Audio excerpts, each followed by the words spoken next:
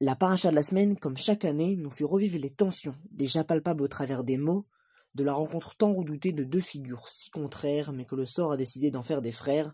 Vous l'aurez compris, il s'agit ici de la paracha de Vaishlach, qui encore une fois nous laissera frémir devant les retrouvailles de Yaakov, dernier des patriarches, et de son avide frère, Esav.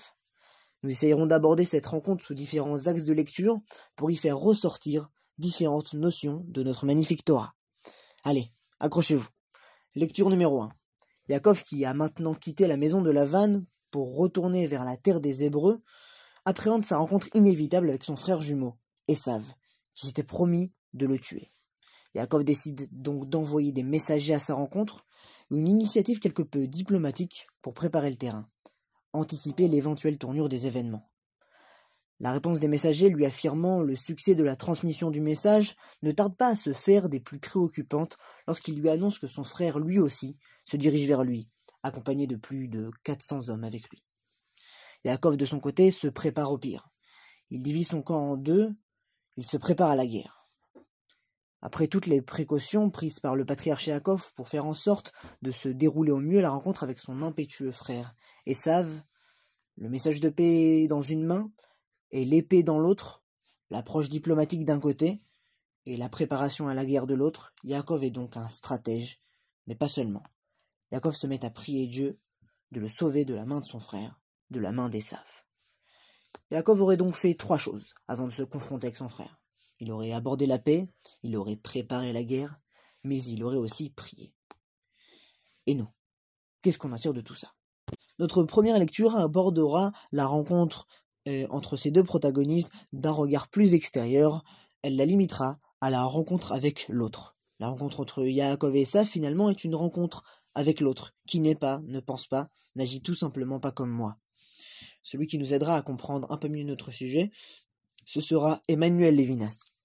Précurseur du judaïsme français tel que nous le connaissons maintenant, il sut retranscrire les idées de la Torah au travers de concepts philosophiques accessibles au monde.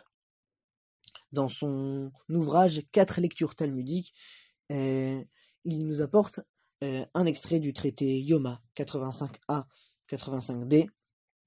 En prenant une Mishnah de ce dernier, qui nous explique la chose suivante. Les fautes de l'homme envers Dieu sont pardonnées par Yom Kippour, le jour du pardon, tandis que celles faites à autrui ne sont pardonnées que si l'offenseur n'ait demandé pardon au préalable à l'offensé et qu'il ait accepté la requête. Autrement dit, la Mishnah nous explique que les fautes envers Dieu sont pardonnées par le repentir le jour de Kippour, tandis que les fautes faites envers notre prochain ne seront pardonnées que si je lui ai demandé pardon et que bien sûr il m'est pardonné. Emmanuel Levinas nous soulève le problème suivant. Il nous explique que les fautes envers Dieu, qui sont pardonnées, ne dépendent que de ma bonne volonté, si je me repentis, tandis que les fautes envers l'autre dépendent de l'autre lui-même, comme si l'autre était placé au-dessus de Dieu lui-même. Dès qu'on est deux, tout est en danger. C'est sans nous faire oublier l'expression « l'enfer c'est les autres » qu'Emmanuel nous fait entrer en plein cœur de notre sujet. À savoir que d'un côté, mes fautes envers Dieu, qui est bien plus grand, qui est l'autre par excellence, elles se limitent par le repentir, tandis que les fautes envers mon prochain, elles dépendent aussi du pardon que m'octroiera mon prochain, et j'en deviens dépendant de lui. En fin de compte, Emmanuel Levinas nous explique quand même que les fautes envers l'autre sont aussi des fautes envers Dieu, et qu'il est bien plus dur de guérir l'âme endommagée par les mauvais comportements au travers d'un retour sur soi-même que seulement l'apaisement extérieur de la personne endommagée. En fin de compte, de toute cette étude, on peut retenir que la rencontre avec l'autre est une double rencontre, une rencontre avec Dieu et avec l'autre, que ma rencontre avec l'autre dépend aussi de mon lien avec Dieu, et que si je faute envers l'autre, je faute aussi envers Dieu, et je dois faire un travail sur moi, sur ma conscience, pour guérir mon âme endommagée. On pourrait dire que pour le peuple juif, l'enfer ce n'est pas les autres, mais peut-être la conception qu'on a des autres. Et Yaakov, dans cette rencontre avec l'autre, fait 3 choses. Il essaye d'apaiser autrui, Esav, pour ne pas qu'il lui tienne rancœur sur ce qu'il lui a fait. On rappelle qu'il lui a volé sa Bechora à travers un stratagème. Il lui a volé aussi sa bracha, sa bénédiction que devait lui octroyer son père. Donc, d'un côté, Yaakov essaye d'apaiser Esav, il essaye de développer une diplomatie pour pouvoir éviter tout conflit et tout combat qui pourrait avoir lieu lorsqu'il le rencontrera. Et ensuite, Yaakov aussi se prépare à affronter la réalité telle qu'elle est, à la possibilité du combat. C'est pour ça qu'il divise son camp en deux. Mais il comprend aussi que son lien avec l'autre est aussi préalablement déterminé par son lien avec Dieu, que son chemin vers la bonne conduite, vers le vrai, dépendront de son lien personnel. Si au travers de notre première étude, nous y avons abordé la rencontre entre Yaakov et Esav comme une rencontre entre un homme et son prochain, avec les défis et les précautions que cela implique, et au travers de notre deuxième lecture, nous aborderons cette rencontre comme la rencontre entre deux frères. Yaakov et Esav ne sont pas seulement des personnes différentes, ce sont aussi deux frères, avec un passé commun. Yaakov, d'un côté, a décidé depuis son plus jeune âge de poursuivre le chemin entrepris par ses ancêtres, de continuer dans la voie du bien et de continuer à servir Dieu. De l'autre côté, Esav a décidé de changer de chemin, il a décidé de vivre par le brigandage et par le pillage, et maintenant, c'est ces deux frères qui se rencontrent de nouveau. On rappelle que Yaakov a aussi, sous l'ordonnance de sa mère Rivka, décidé et réussi d'usurper la bracha, la bénédiction de Esav, qu'il devait recevoir de son père. Esav, qui en a gardé une grande rancœur, s'est décidé à le tuer et à se venger à la première occasion qu'il pourrait. Rashi nous explique maintenant que cette rencontre vient mettre les choses au clair. Yaakov, lorsqu'il envoie des messagers vers Esav pour lui dire qu'il a habité avec Lavan et que maintenant il retourne en Israël, et il lui dit la chose suivante: Im Lavan Garti, qu'il a habité avec Lavan. Rashi nous explique qu'il vient essayer de calmer Esav. Il vient lui expliquer que la bénédiction qu'il a reçue de son père ne fonctionne pas, du moins dans le temps présent, du moins de son vivant, à savoir que Yaakov a habité avec Lavan et qu'il n'est pas devenu quelqu'un d'important, qu'il a continué à habiter avec Lavan et c'est pas devenu la personne la plus importante de l'endroit dans lequel il se trouve, que cette bénédiction finalement à Esav ne lui aurait servi à rien. Il espère, par cette même occasion, justement, calmer le courroux d'Esav et calmer la rancœur qu'il a contre lui. Dans la suite de la paracha, Yaakov prie Dieu et il lui demande de le protéger de Esav Achi, de Esav son frère. Il met le nom d'Esav, mais aussi il précise que c'est son frère.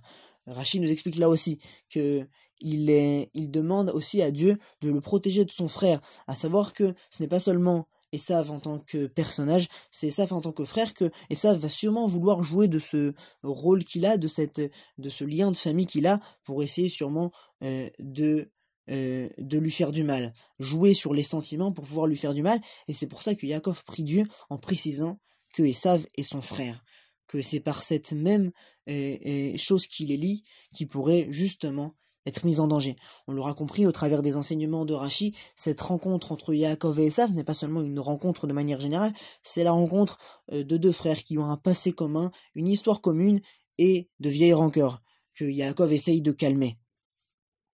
Elle vient nous montrer une réalité plus complexe qu'on l'aurait pu imaginer lorsqu'on s'intéresse justement précisément au sens des mots.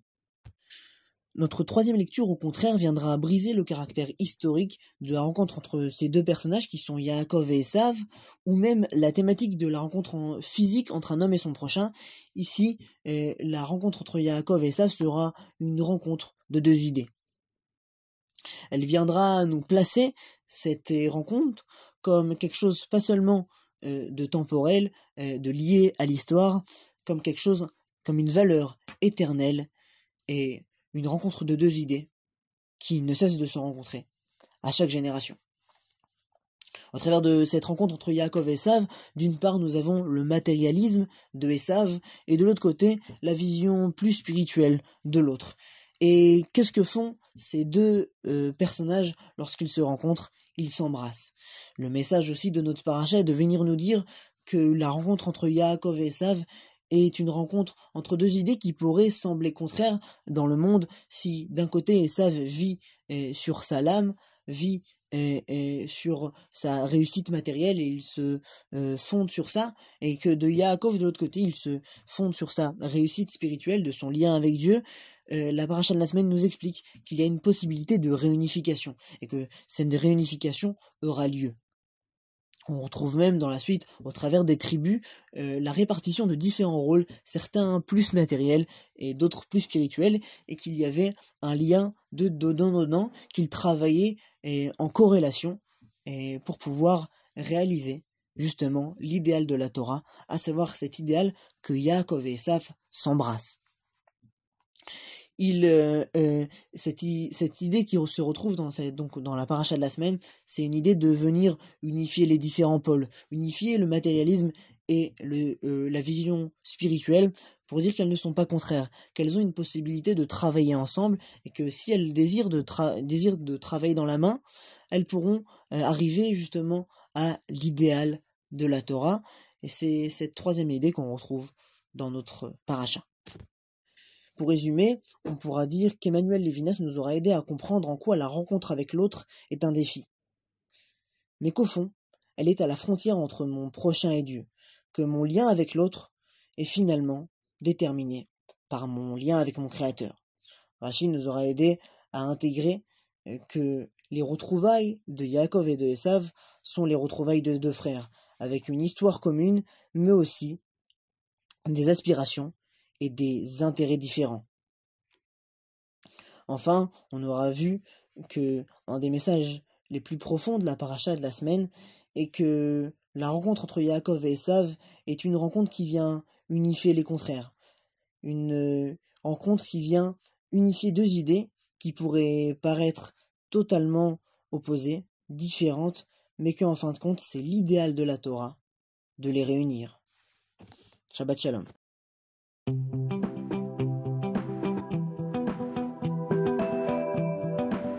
Petit aparté pour Noam, n'oubliez pas de commenter, de liker et de partager la vidéo.